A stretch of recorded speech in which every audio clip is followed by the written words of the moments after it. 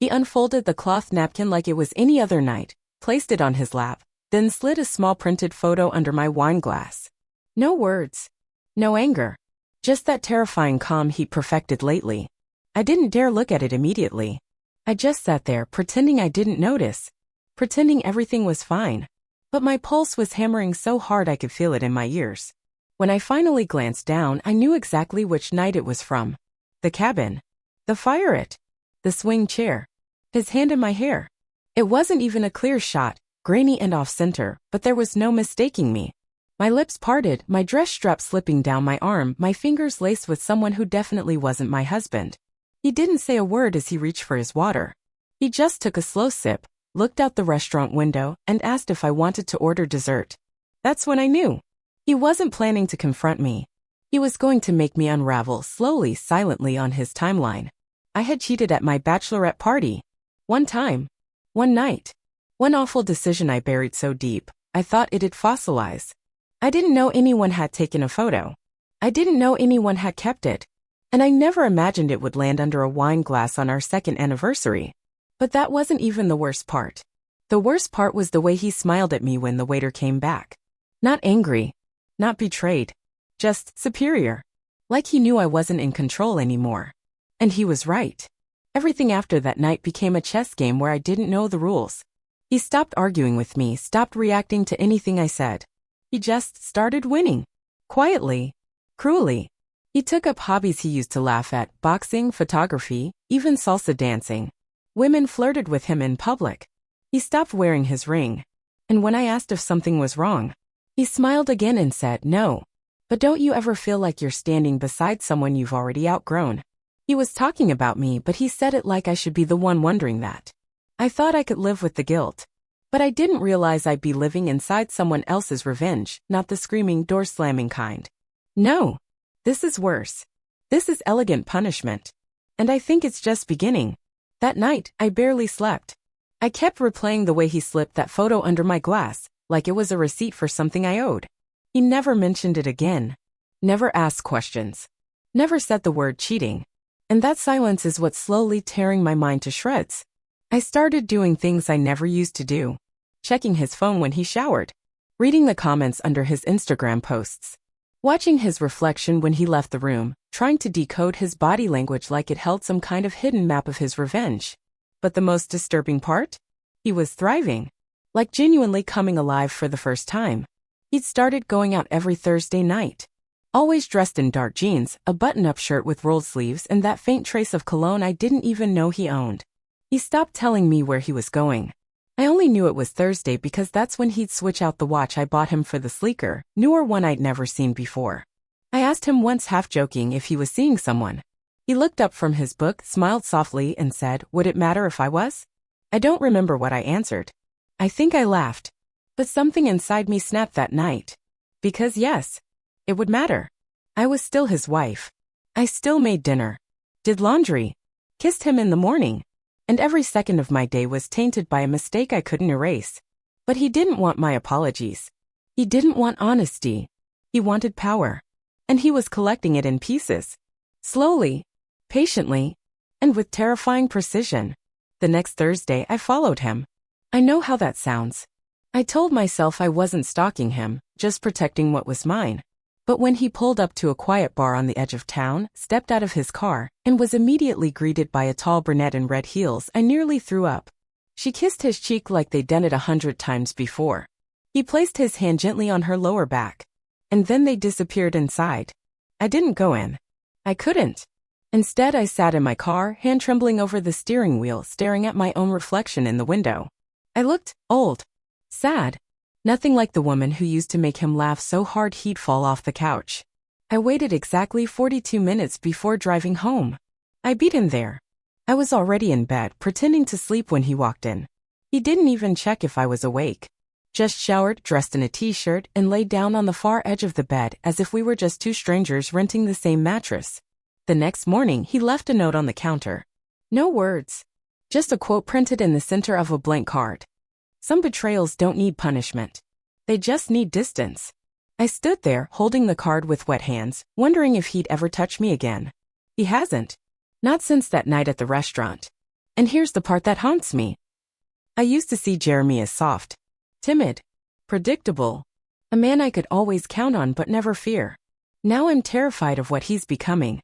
And deep down, a part of me thinks he's only just getting started. It wasn't the cheating that broke our marriage. It was the way he chose to respond to it. Jeremy didn't yell. He didn't pack his things or throw mine on the lawn. He didn't demand answers or beg for apologies. No. What he did was quieter, cleaner, more surgical.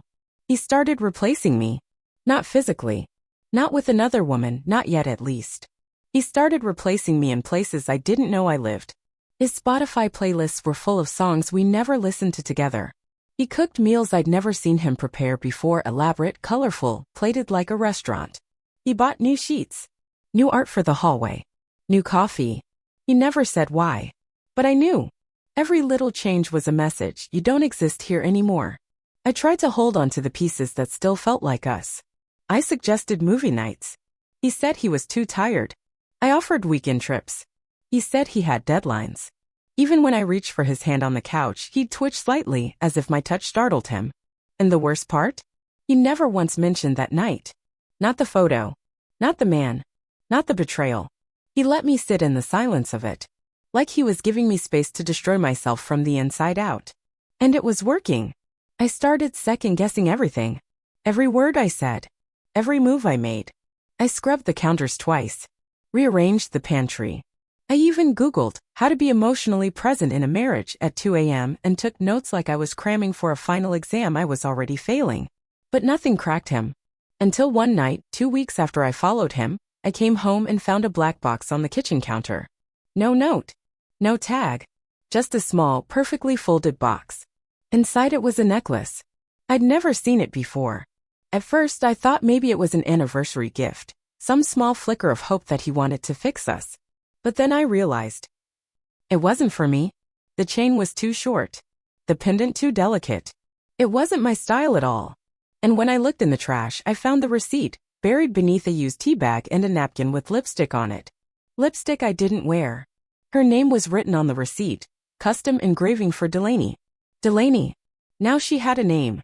I stood there in our kitchen holding someone else's necklace in a house I no longer recognized, with a man who slept in my bed but hadn't seen me in weeks. And I realized in the sickest twist of irony that he wasn't just moving on. He was enjoying making me watch. Jeremy, my sweet, soft, sensitive Jeremy, had become someone else. And I think he liked who he was without me. That night, I sat outside on the back steps and cried harder than I ever had, not because he was slipping away, but because I finally understood what real punishment looks like. It's when someone decides you're not even worth a confrontation. I started seeing her name everywhere after that necklace. Delaney. It burned behind my eyes every time I closed them. I'd whisper it while brushing my teeth, folding laundry, pouring coffee, like I was trying to make it less powerful by repeating it until it became meaningless. But it never lost its edge. Jeremy never confirmed it. Never said, "I'm seeing someone." He didn't need to. His silence was its own kind of cruelty. Like he was handing me breadcrumbs and watching me crawl after them just to see if I'd choke. He changed his phone password. Started taking late-night showers. Wore cologne to the grocery store. And every time I asked a question, no matter how neutral, how carefully I framed it, he answered like a man who'd already filed for emotional divorce. "I'm just trying to feel like myself again," he told me one evening when I asked why he was suddenly spending weekends at a co-working space he used to call a pretentious waste of rent. He was still kind. Still polite. Still washed the dishes after dinner and took the trash out on Thursdays. But his eyes had that awful shine, like a person who's already imagining a life without you and likes what they see. Then came the birthday. Not mine. Hers. I wasn't supposed to know. But I did because Jeremy made sure I'd find out. It was the charger left unplugged in his car, the one I picked up when I went to refill the windshield fluid. His phone lit up the moment I touched it, just long enough to flash a single text before the screen locked again. "Can't wait to see you tonight, Red Heart D." I stared at that heart like it was a bullet and I had no armor left. That night, he left without a word. No explanation, no lie, not even a fake excuse. Just changed into a navy sweater I'd never seen before, sprayed a cologne I didn't recognize, and left his wedding ring on the sink like it was an afterthought. He didn't even glance back. And I stood in the doorway, barefoot, hair still damp from the shower, holding a half-folded towel as the man who once cried reading my vows walked out to celebrate another woman's birthday. That was the moment it hit me. I wasn't the villain in his story anymore. I was the footnote. I should have hated him. I should have screamed, thrown things, burned his clothes, done all the dramatic things you see in movies. But I didn't. I just sat down on the floor right there in the hallway and whispered something I didn't expect to say out loud. I deserve this. Because maybe I did. Maybe one mistake, one reckless, disgusting mistake at my bachelorette party was enough to unravel the life I'd built. And maybe Jeremy had every right to move on in the most calculated, devastating way possible. But what I hadn't expected was how good he'd gotten at it. He didn't just want distance. He wanted me to feel small, forgotten, unworthy, and worst of all, replaceable. And if he thought I wouldn't fight back, he didn't know me as well as he used to. A week after the birthday text, I found a second photo. It was tucked into one of the cookbooks he never touched, the one that still had a wine stain from our first Thanksgiving. No envelope this time. No napkin. Just a square matte print with two figures sitting outside a cafe. Jeremy and Delaney. They weren't kissing. They weren't touching. But he was leaning in, smiling, and her eyes were locked on him like nothing else existed in that moment. That was the worst part, not what they were doing but what they weren't hiding. I wasn't supposed to find it. But it was placed just well enough to be discovered. And that told me everything. He wanted me to see. He wanted me to squirm. He wanted me to feel like an extra in the story of his emotional rebirth, and he was writing it in real time. So I did something I never thought I would. I made a fake account. Delaney's name, her initials, her birth month, anything I could find from that damn receipt. And I found her. Just like that. Public profile, curated smile, filtered brunches. She had less than 800 followers and too many hashtags about healing and growth. And then I found him in her comments. Subtle but there. Eyes under a photo of her in a red dress. Your sunshine reply to some quote about not needing a man to feel complete. And on one post, a blurry picture of what looked like his desk lamp, a single haunting word. Ours. That broke something in me. I stopped pretending after that. I stopped playing house. No more dinner waiting for him, no more polite smiles or pretending I was okay. If he was going to replace me, he could at least do it without the benefit of a made bed and folded towels. But then, he shifted again. He came home one evening with takeout from my favorite Thai place. Sat down. Ate with me. Asked how my day was. Complimented my blouse like it was 6 months ago and nothing had happened. I waited for the catch. For the knife. But it didn't come. Instead, he looked up and said, "It's weird how people can hurt each other and still sit at the same table." I didn't answer. I couldn't. My throat closed up so tight it hurt to breathe. Then he added, "But eventually one of them starts to feel like the chair's too small." That night he slept closer to me than he had in weeks. Not touching, not quite, but close enough for me to hear him breathe. Close enough to remember what safety used to feel like. And I hated him for it. Because he was playing both sides now. The punished and the punisher. The heartbroken and the heartbreaker. And I was caught in the middle, unable to beg, unable to move. Slowly unraveling in a house that used to smell like rosemary and now just smelled like something dying. But then I realized something worse than betrayal. He didn't want to leave me. He wanted to make me leave him. He wanted to be the one left behind, the one who could say, "She gave up," while wearing a wounded expression that everyone else would believe. It wasn't about revenge anymore. It was about control. And the terrifying part? It was working. It was almost midnight when I said it. No prelude, no drama. Just a quiet sentence as he stood at the sink rinsing out his coffee cup like it was any other night in any other marriage. "Do you want me to leave?" He froze, back still to me. The water kept running. I watched his shoulder rise and fall once, then again, slower. He didn't answer. Not right away. He turned off the tap, set the cup down, dried his hands with the same towel I'd folded 2 days ago, and finally faced me. And then he smiled. Not a cruel smile. Not a satisfied one. It was worse, gentle. "That's the problem," he said softly. "You think you still get to ask the questions." I just stared at him. Like I didn't understand the words, even though I felt each one go straight to my spine. He wasn't just rewriting our story anymore, he was editing me out of it, word by word, scene by scene, until I was little more than a side character in the version of his life he liked better. That night, I didn't sleep in the bedroom. I couldn't. I lay on the couch in a tangle of blankets and regret, staring at the ceiling while the refrigerator hummed like it was mocking me. And while I lay there, something snapped. Not in anger, in clarity. He was waiting for me to self-destruct. That was the game. That was always the game. Ever since the photo, ever since the silence, the calm smiles and philosophical quotes, he was pushing without touching, setting traps without strings. And I had been walking into all of them, desperate to apologize, to explain, to beg for the version of him that used to bring me soup when I had cramps and rub my back when I couldn't sleep. But that version was gone. The man in our house now was something else entirely. Still Jeremy, same face, same eyes, but like someone had swapped out the wiring. What replaced the softness was precision, composure, leverage. He didn't want to scream. He wanted to make me feel insane. And it was working until now. Because something happened the next day that he wasn't prepared for. I went into his office. Not snooping. Not sneaking. Just reclaiming space. My name was still on the deed, wasn't it? I sat in the chair he'd once bought for me when I worked from home. I looked around at all the things I used to know, the framed comic art, the books he read twice, the lamp he only turned on when he was deep in thought. And then I saw the envelope. It was sitting half-tucked beneath a stack of papers, addressed to him in neat black lettering. I opened it. There were 3 photos. All of me. Not from the bachelorette party, not from that night. From after. Weeks after. At the grocery store. Coming out of the gym. One was even of me at the park, tying my shoe, wearing headphones. My heart dropped. They weren't taken by him. And they weren't taken by me. Someone had been following me. Photographing me. After we were married. After everything. And Jeremy had them. Quietly. Carefully. Like he'd been waiting to decide whether or not to use them. He was keeping secrets too. And just like that, the balance shifted. Because he wasn't just playing the role of the heartbroken saint anymore. He was hiding something. And I was finally ready to dig. I sat in that chair holding those photos, my fingers trembling even though the room was warm. My brain couldn't keep up with the rush of images, not the photos themselves, but what they meant. These weren't revenge photos. They weren't the twisted trophies of a husband punishing his cheating wife. No. These were cautious, defensive, strategic. Jeremy had been surveilling me.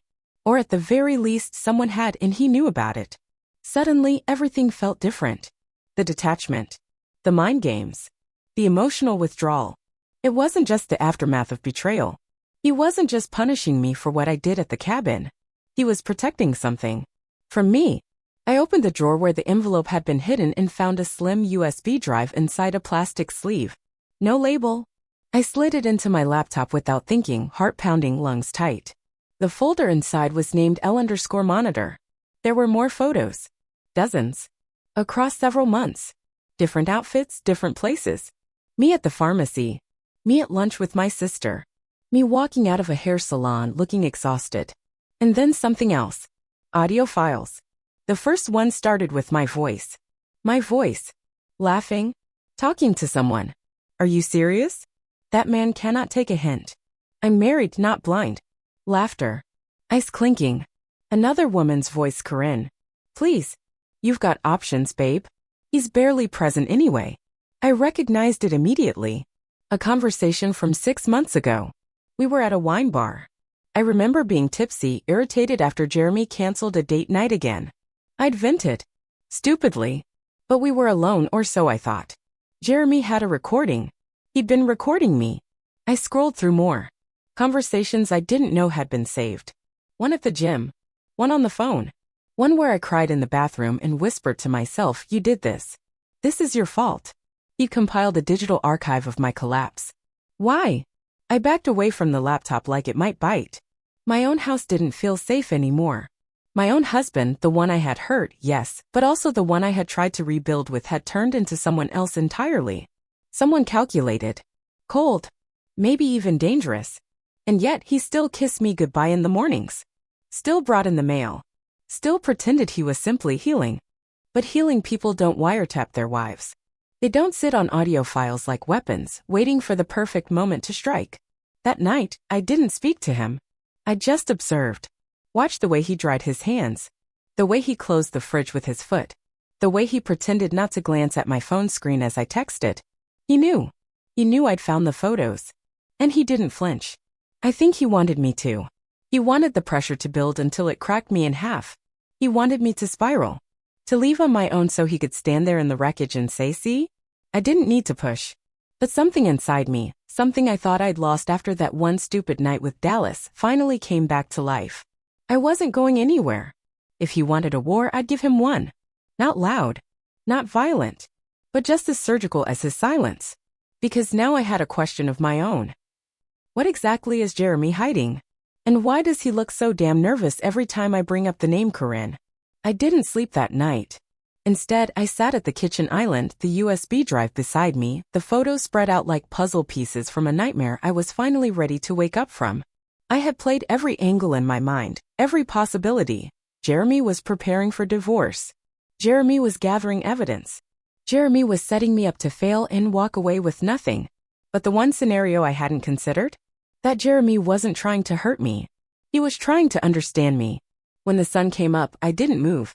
I was still sitting there in the same robe, same silence when the front door opened.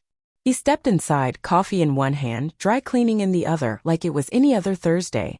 And for the first time in months. I didn't wait for him to speak first. I found it all, I said, my voice flat. The photos. The recordings. Everything. He didn't act surprised. He placed the coffee down gently, set the dry cleaning over a chair, and looked at me like he'd been expecting this moment. I know, he said. I left them where you'd find them. I stared at him. Why? He didn't answer right away. Instead, he pulled out the stool across from me and sat. His eyes looked tired, not angry, not hollow. Just tired. Like someone who'd carried too much for too long and wasn't sure how to put it down without breaking it. I needed to see what broke first, he said softly. Your guilt, or your honesty. There was a long silence between us, the kind that used to be unbearable but now felt almost sacred. I told him everything. Not just the facts. Not just the night with Dallas. But the fear. The shame. The self-hatred. I told him how I'd lied to myself even more than to him. How I thought one mistake couldn't undo a marriage, but how hiding it could rot everything from the inside. He listened. Really listened. No interruptions. No flinching. And when I finished, I braced myself. For the door to slam. For his eyes to turn cold again. For the sentence I thought would end it all. But instead, he whispered something I'll never forget. You were wrong, he said. It wasn't the lie that rotted us. I blinked. Then what? It was the silence. I wanted to cry. Not out of relief, but out of recognition. Because he was right. We hadn't just betrayed each other. We'd abandoned each other in our separate grief. Then he reached into his pocket and slid something across the counter. A folded sheet of paper. It was a list. Things I never told you I needed. You to tell me you still wanted me after the wedding. You to say, thank you more. You to cry in front of me without hiding. You to admit you were scared to be a wife. You to let me be angry without trying to fix it. I touched the paper like it was made of glass. You wrote this for me? He nodded. Months ago. I was going to use it in therapy. But I kept changing it. And Delaney? I asked. His smile broke, not triumphant, not guilty. Just sad. She's not what you think, he said. She was someone I met in a grief group. Her fiancé cheated on her too. We never slept together. We barely even hugged. I just needed someone who didn't see me as weak. My chest hurt from how long I'd been holding my breath. Why didn't you just tell me that? He shrugged. Maybe I wanted you to hurt. Maybe I thought you'd only take responsibility if you saw what it looked like from the other side. I'm not proud of how I handled it. We sat in that soft silence again. No fireworks. No dramatic reconciliation. Just truth. And breath. And the first real moment of peace we'd shared in over a year. Eventually he stood. Walked behind me. Rested his hands on my shoulders and kissed the top of my head. We're not okay, he said. But I want to be. So do I whispered. That night we made dinner together. Real dinner. No awkward pauses. No secret glances. Just two people starting over in a kitchen that no longer smelled like war. It's been 6 months since then. We started therapy. Separately, then together. We walk every Sunday. We leave notes again. We sleep in the same bed and not for appearances. And last week, Jeremy surprised me. He took me back to the lake. The same cabin. The same fire pit. The same swing chair where everything began to fall apart. But this time he held my hand. And said, we don't have to erase what happened. But we can stop letting it define what happens next. And just like that, I knew we'd be okay. Not perfect. But okay. Together.